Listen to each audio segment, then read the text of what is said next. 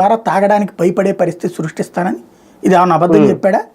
చెప్పినే చేశాడు కదా. అది దాన్ని రేట్లు ఎక్కువ పెంచేశారు, దోచేశారని వీళ్ళు చెప్పుండొచ్చును. తాగుబోతులకు కోపం తెప్పించడానికి ఒక వస్త్రం కింద వాడుకున్నారు. కానీ ముందు చెప్పాడా లేదా ఎలక్షన్స్ అప్పుడు? అట్లాగే రెగ్యులర్ బ్రాండ్స్ అనేటటువంటిది ప్రపంచంలో ఎక్కడైనా సరే మద్య నిషేధానికి, ఈవెన్ మీరు మద్యానికి అలవాటు పడ్డటువంటి వాళ్ళని ఒక్కసారి మానిపించేయమని ఏ డాక్టర్ చెప్పడం. దానికంటే ఇప్పుడు ఫర్ ఎగ్జాంపుల్ మీరు ఓ షుగర్కో లేకపోతే బీపీకో ట్యాబ్లెట్ వాడుతున్నారు అనుకోండి, ముందు హై పవర్ఫుల్ ఇచ్చి తర్వాత నిదానంగా తగ్గించుకుంటూ వస్తారు. తర్వాత దాన్ని వాడడం ఆపేసే స్థాయికి మీ శరీరం రావాలని కోరుకుంటారు. డాక్టర్లు అట్లా సజెస్ట్ చేస్తారు.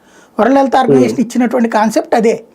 రెగ్యులర్గా అలవాటు అయ్యే బ్రాండ్ అలవాటు పడ్డాడు, అది ఆ టైంకి రాగానే అది గుర్తుకొస్తుంది, అదే తాగాలనిపిస్తుంది.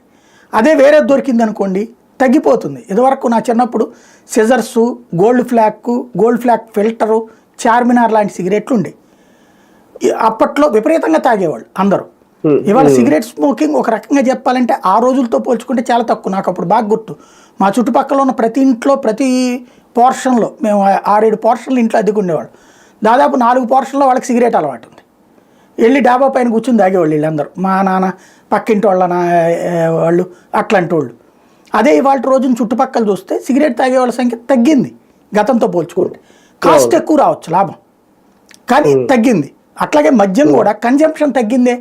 లెక్కలు చూడమనండి, 2014-19 మధ్యలో డబ్బులుగా చూడాల్సింది వాడకం.